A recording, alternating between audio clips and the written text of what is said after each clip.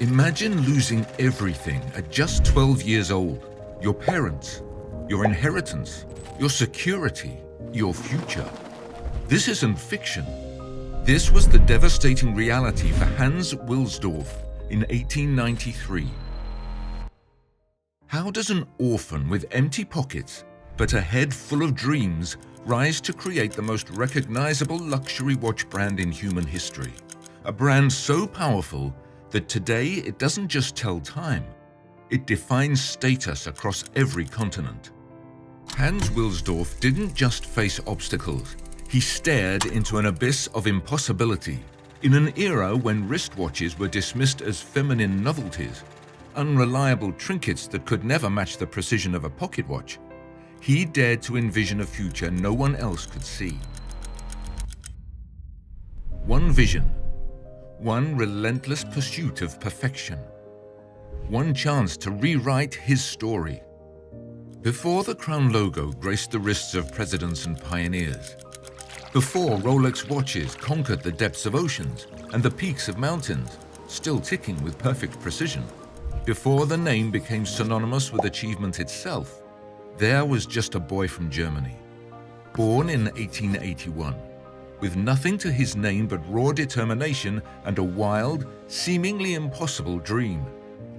This is the story of how Hans Wilsdorf transformed personal tragedy into horological revolution, and why the watches bearing his vision remain the most coveted timepieces on Earth.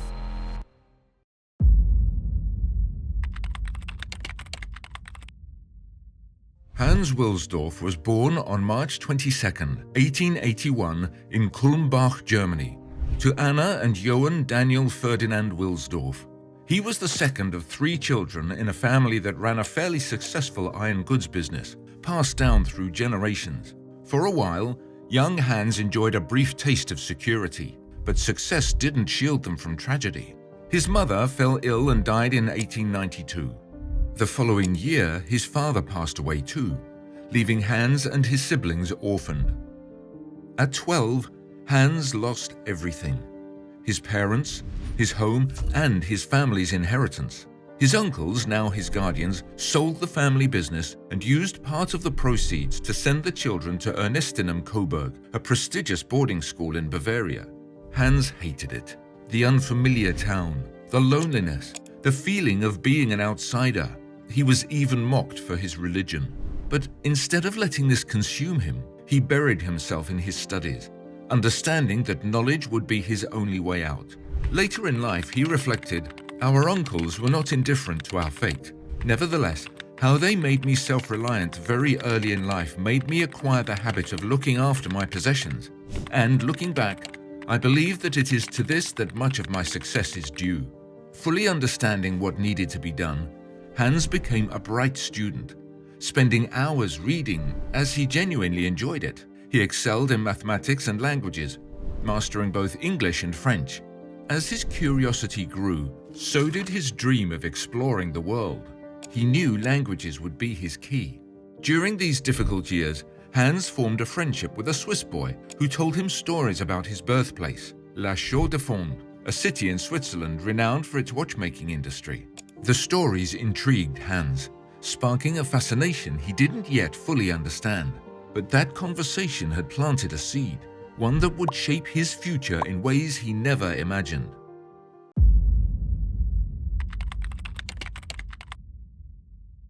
Hans never felt at home in the boarding school. The sense of loss, the isolation, the rigid environment, it only fueled his desire to break free. At 19, he made a bold decision. He left Germany behind and set out for Geneva, Switzerland, in search of a fresh start. He got himself a job as an apprentice with an international pearl exporting company. His job? Sorting, grading, and packaging pearls for jewelers. It wasn't glamorous, but it was eye-opening.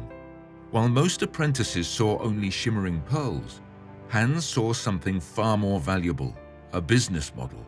The company generated enormous profits without manufacturing anything, just connecting quality with buyers willing to pay.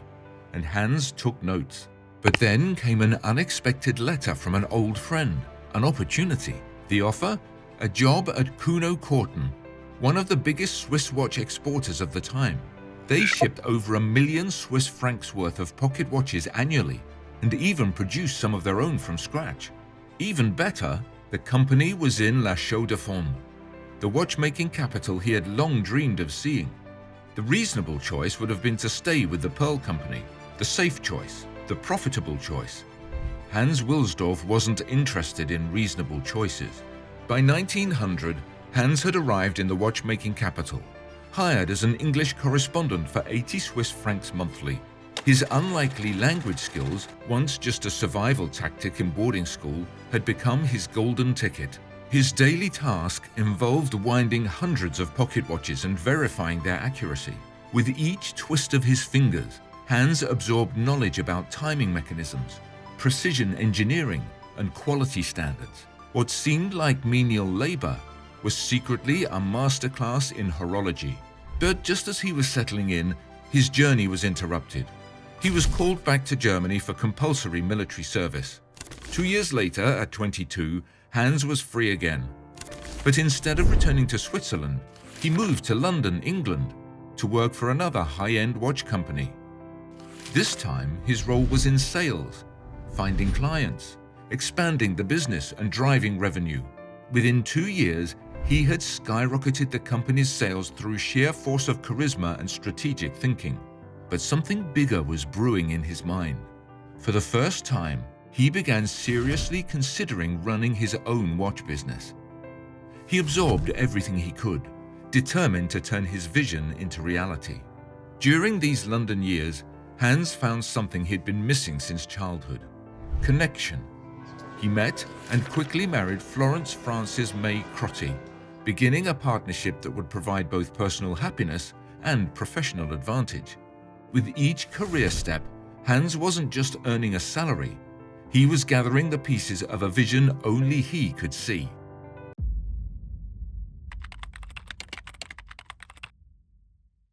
One evening, Hans sat outside with his brother-in-law, Alfred James Davis, and shared his ambition.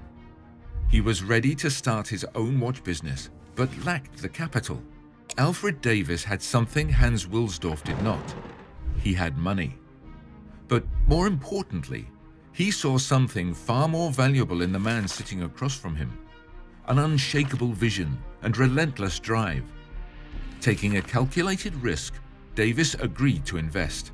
A gamble for Alfred Davis, but the best one he ever took. In 1905, they founded Wilsdorf Davis Ltd, and their first strategic move was to partner with the Swiss company Hermann Eigler, importing precise Swiss movements and placing them in high-quality watch cases for the British market. It was a bold alliance that would endure for over a century, until Rolex eventually acquired Eigler in the 2000s. Their initial business model was simple: import precise Swiss movements, place them in quality cases, and distribute them throughout Britain's empire at reasonable prices. Success came quickly, but Hans remained unsatisfied. Something about pocket watches fundamentally annoyed him. The constant fumbling, the impracticality, the way they demanded 2 hands just to check the time. Why should someone have to dig into their pocket just to know what the time was? Hans found this very inconvenient, and every time he fumbled for a pocket watch, he thought, there had to be a better way. Wristwatches existed, but they were dismissed as feminine jewelry, decorative trinkets for ladies with no serious timekeeping purpose. Their tiny mechanisms sacrificed precision for size, running either too fast or too slow. In those years, it was thought to be almost impossible to create the perfect wristwatch that could consistently show the exact time and be of everyday convenient use. No serious gentleman would wear a wristwatch, the industry insisted. Hans Wilsdorf looked at the same limitations and saw only opportunity. He was convinced and predicted that sooner or later wristwatches were going to replace pocket watches and be the new norm for everybody.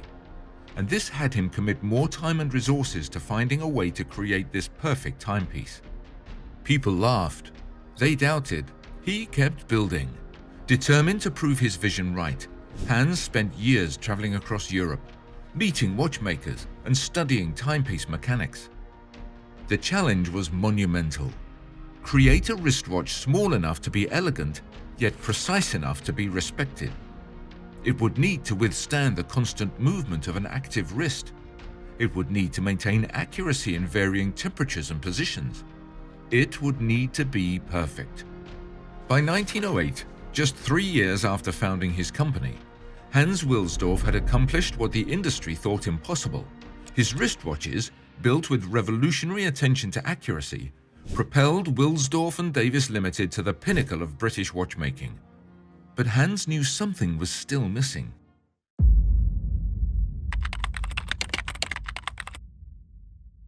Revolutionizing the watch industry meant one thing for Hans Wilsdorf: a new name for a new invention. Every great creation needs a name worthy of its potential.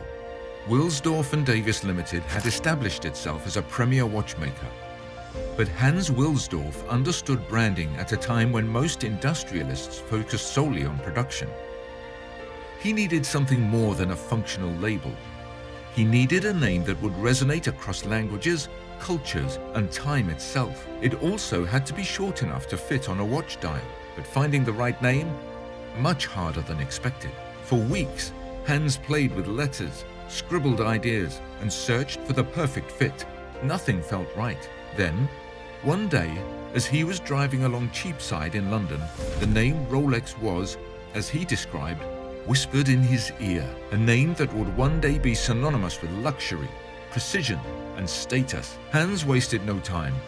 Within days, he registered Rolex as a trademark for Wilsdorf Davis Ltd. Rolex grew to remarkable fame in the following years, gaining traction as a producer of high-quality wristwatches for the wealthy. But then, in 1914, something unexpected happened. World War I erupted, throwing businesses into chaos.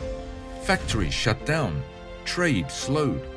Many watchmakers struggled to survive. But for Rolex, the war became an unlikely advantage. On the battlefield, pocket watches proved dangerously impractical. Officers needed both hands free. Seconds of fumbling could mean life or death.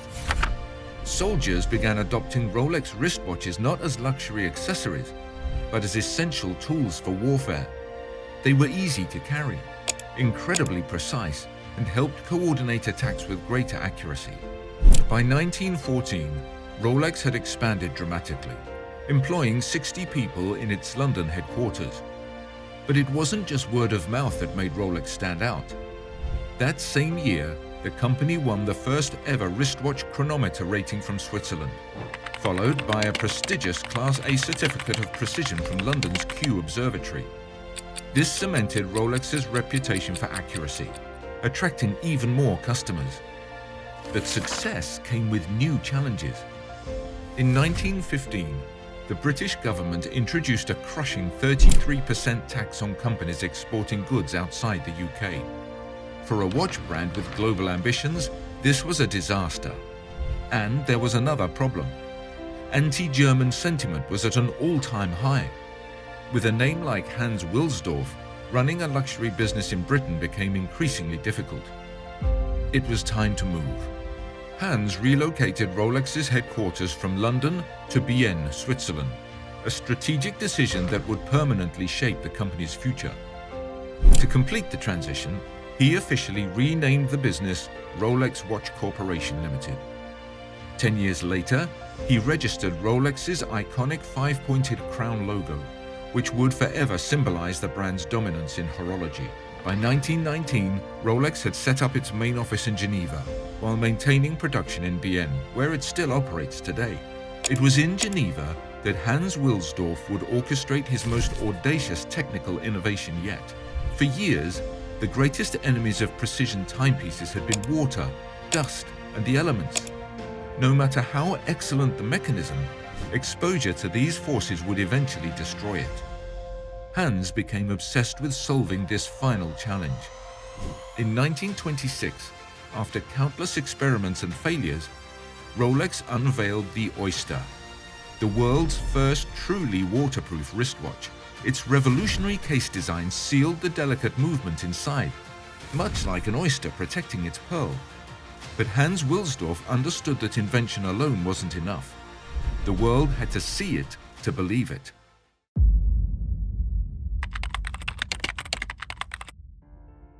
While most inventors focus solely on creation, Hans Wilsdorf possessed a second rare genius. He understood the psychology of desire. Inventing the first waterproof watch was one thing. Making the world crave it was another. In 1927, Hans discovered an upcoming event that would be a perfect showcase for his waterproof creation. Mercedes Gleitz, a daring young swimmer from London, was preparing to swim the treacherous English Channel, 20.5 miles of frigid water separating England from France. Hans saw the perfect opportunity. He approached Gleitz and made her an offer to wear the Rolex Oyster around her neck during the swim. If it survived, the whole world would know just how tough Rolex watches really were, and Gleitz accepted. For over 10 hours, she battled freezing waters, exhaustion, and relentless waves. In the end, she was pulled out just short of completing the swim, but the Rolex still ticking perfectly. Hans wasted no time. The very next day, Rolex took out a full-page ad in the London Daily Mail, proclaiming the Oyster as the wonder watch that defies the elements. This is the point Rolex rose to international fame as a revolutionary watch, a must-have. Without relenting on marketing, Hans also advertised the watch inside fish bowls with real fish in them on the window display of every Rolex dealership for people to see when they walked by. The strategy worked. People were hooked. They went crazy for it. Hans understood the big role marketing played in the success of his business, and by 1928, he hired the top British model at the time, Evelyn Lane, to promote his watches. He went as far as having pictures of her wearing the Rolex Oyster with her wrist inside a fishbowl publicized. He took it much further in 1933 and advertised the Rolex Oyster in newspapers related to a flight over Mount Everest, in which the crew members who were wearing their Rolexes were satisfied to see that after the flight, facing extreme altitude, temperature fluctuations, and atmospheric pressure changes, their watches were still 100% functional. Another advertising success was when the famous driver Malcolm Campbell set a good speed record for driving around 300 miles per hour wearing his Rolex in 1935. Rolex capitalized on the moment, branding itself as the watch of speed, adventure, and achievement. Hans Wilsdorf wasn't just selling watches, he was selling human achievement itself and positioning Rolex as its essential companion.